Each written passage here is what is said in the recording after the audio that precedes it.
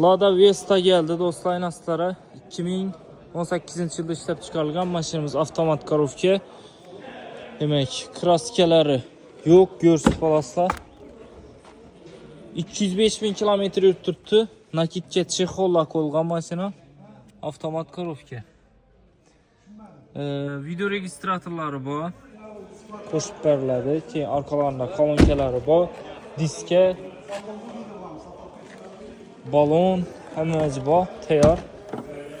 Rasxot yok maşında. Metanı bu.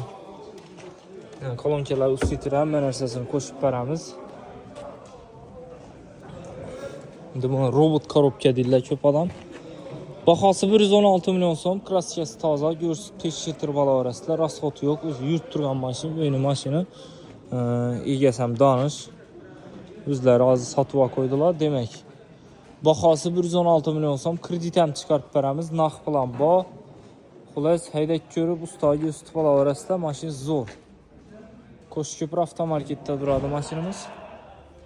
Kel bala arasında.